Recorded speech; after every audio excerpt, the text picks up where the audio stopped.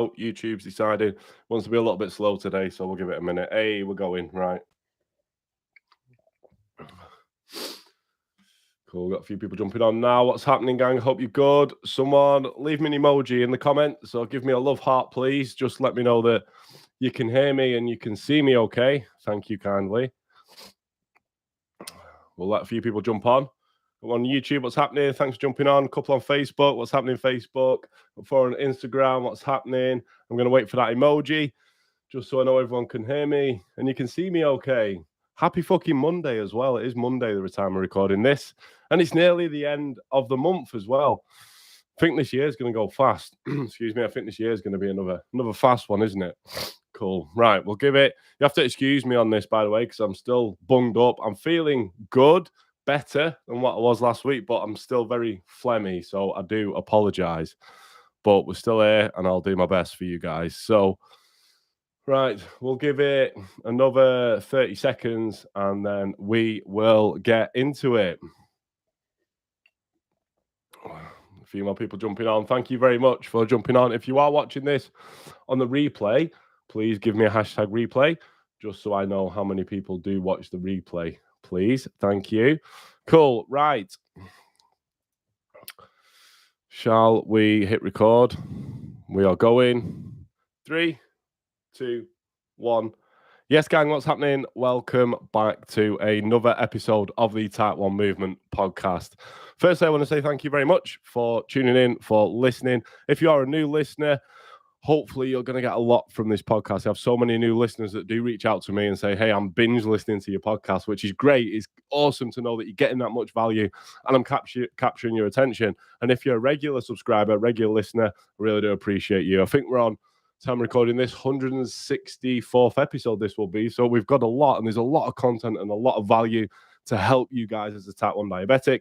And also if you've got friends, family member, you're a parent of a type 1, this is really going to help you, this podcast as well. I've been looking forward to doing this. I have been looking forward to doing this one, and it's the best metrics to measure your blood glucose by. Before we do get into it, please leave me a rating and a review on the podcast app, as it really does help me reach more type 1 diabetics and positively impact our communities. Also, whatever device or platform you're listening to it on, I fucking buzz when you guys do this. Give it a screenshot, share it on your Instagram stories, and tag me at type1_Tom. So, right. You'll have to excuse me. I was saying to the guys on the live then, I did have a bit of a cold or some probably man flu, isn't it? Just being a pussy man at the end of the day, like last week. And I'm feeling all right now, but I'm still a little bit bunged up. So I do apologize if I cough a little bit or I do have to like clear my nose. So apologies for that in advance. But hey, right. So let's get into it. The best metrics to measure your blood glucose by. And you know what? This is going to be, I'm going to come out with some tough love. It's been a while since I've give you guys a bit of a kick up the arse and a bit of tough love. But I'm going to be completely honest with you guys. And I'm going to say it straight out. Our numbers matter. Our numbers matter. Now, I'm saying this because I do see a lot of posts on Instagram and Facebook, and I know it's trying to drive a, kind of like an understanding and stuff, but I see a lot of posts of type 1 diabetics saying you are not your numbers. Well, in essence, we kind of are. Not as people. We're all individuals. We're people. We're human beings at the end of the day. But our numbers are a direct correlation to how well we are managing our diabetes. And how well we are managing our diabetes is a direct correlation to our health. Let me get some fire emojis in the comments if this makes sense. I'm going to repeat it. Our numbers are a direct correlation to how well we are managing our diabetes. And how well we are managing our diabetes is a direct correlation to our health. And I'm sure you're here, you're listening to this, you're watching this because you want to well manage your diabetes. You want to be the healthiest, most successful version of yourself, right? And our numbers are a metric to like measure that by, right? So in essence, they do matter. And I feel like, not to dig anyone, I feel like some people putting these posts out is kind of giving people, so there's going to be some tough love in this fucker, it's giving people that haven't got great control a kind of free pass to say like, you know what? Oh, I'm not my numbers. Doesn't really matter. It's only numbers. I'm not my numbers. But look, let me put it to you this way. And I'm going to paint a picture here because if I don't control my diabetes, I face the same consequences as you. Let's say we don't control it. yeah, and our vision starts to go, and our internal organs get affected, and we'll lay in a hospital bed, yeah, then are you going to turn around and say, oh, I'm not my numbers? Yeah, so our numbers do fucking matter. And I do get it because, like I say, I'm not just saying this or reading it out of a textbook. I'm living with it as well. If I don't control my diabetes, my health will go to shit. Do you know what I mean? I can lose my vision. I can get internal organ damage and stuff. I can lose limbs. I'm in the same position as you. Yeah, so I'm trying to give you this and install this mindset into you, if that makes sense. So our numbers do matter, and our numbers are the only way to know how well we are controlling our diabetes. Let me give you an example. Let's say we have a power lifter who does squats, bench press, deadlifts and that, and they go to a competition, yeah, and they're like, oh, the numbers don't matter. Well, hang on a minute. You're competing, you're training, you've dedicated a lot of your life to your sport, which is the goal of lifting as much weight as possible across like the free lifts. And then you're turning around saying the numbers don't matter. Well, they do at the end of the day. And it's the same with us with our diabetes. Our numbers matter because they dictate how well we're managing our diabetes, which dictates how healthy we are as people, right? So just want to get that out of the way to start with. Now, look, I'm going to be completely honest. Just because I speak to a lot of type 1s and they don't track the numbers, they don't know the numbers. Now, let me say this to you. Just because you're not tracking your numbers doesn't mean your body isn't tracking your numbers. Just because you don't track your numbers, you don't know your numbers, out of sight, out of mind, don't give a fuck about them, doesn't mean that your body isn't tracking them. It is, and it's still going to have an impact, good or bad, right, at the end of the day. Now, that's it on kind of the opening for this. And I know that might have been a bit of an eye-opener, a bit of tough love, but that's the way that I see it. And that's brought me a lot of success with managing my diabetes, and it's how I get clients to see it, and it's brought them a lot of success with managing the diabetes. So if you can understand that in essence you are your numbers, not as a human, but that does dictate, and that's the metric to measure how well your diabetes is managed by. If you can understand that, that's a great mindset and a great starting point to be at, right? So I'm going to tell you now, we're going to get into the specifics now of the metrics that you should be measuring. The metrics that you should be measuring. The first one is HbA1c. Now, look, this is measured renownedly when you have like you go for your blood test, with your endo, your diabetic specialist.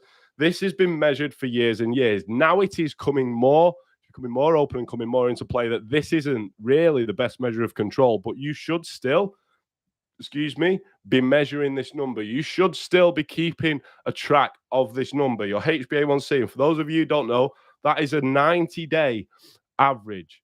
It's a 90-day average. So it's a 3-month average, right? So I will get into specifics later, but this is something that I get clients to measure. Like when they come on my program, we say, right, what's your predicted if you're on Libre or Dexcom, or what's your HbA1c? Yeah, because this gives us a starting point. Now, moving down, probably more to level of importance, the second thing that you should be measuring, the second thing is your average blood glucose. Your average blood glucose. You can measure 2 days if you're on Dexcom. I wouldn't really go that small because a lot can change in 2 days.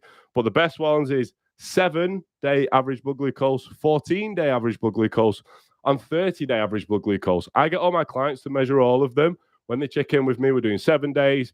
When we're setting goals, we're doing 30 days because that's a decent time frame to be able to make a very good change. So that's the second thing, average blood glucose. Measure you 7, 14, and 30 days. Yeah. We don't do 90, even though we do have options on the technology we've got now, because that's your HbA1c at the end of the day, right? And the third thing is time in target range.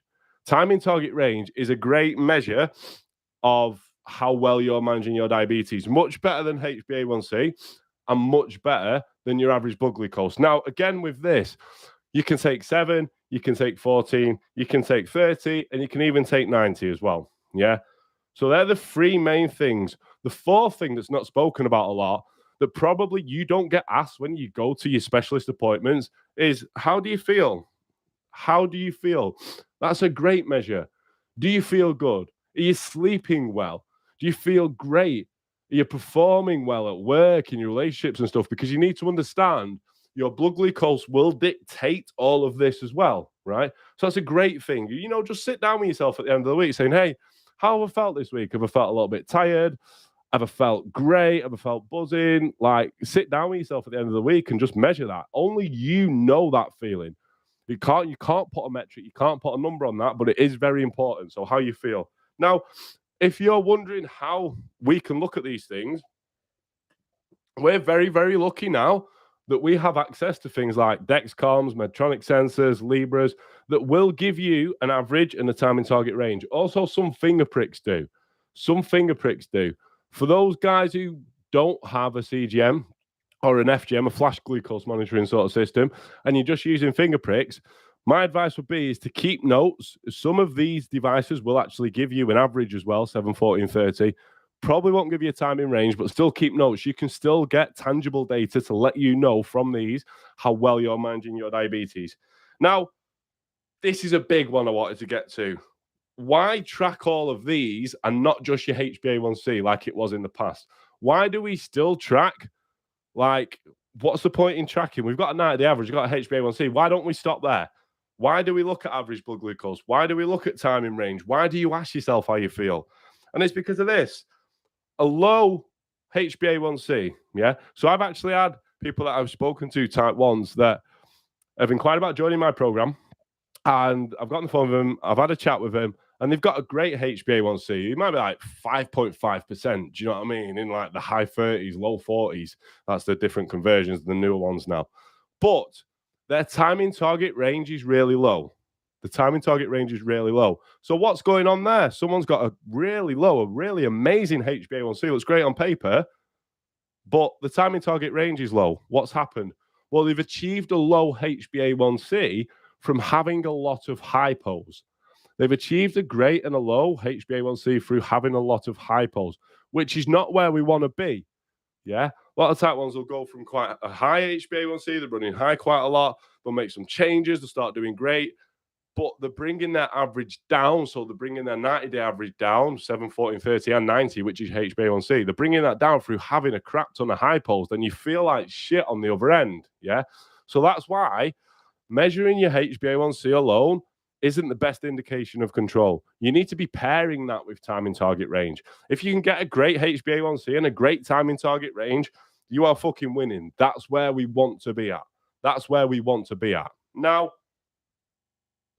a lot of you guys, I do get asked questions off a lot of you on my Instagram and stuff saying, hey, but like, where should these numbers be?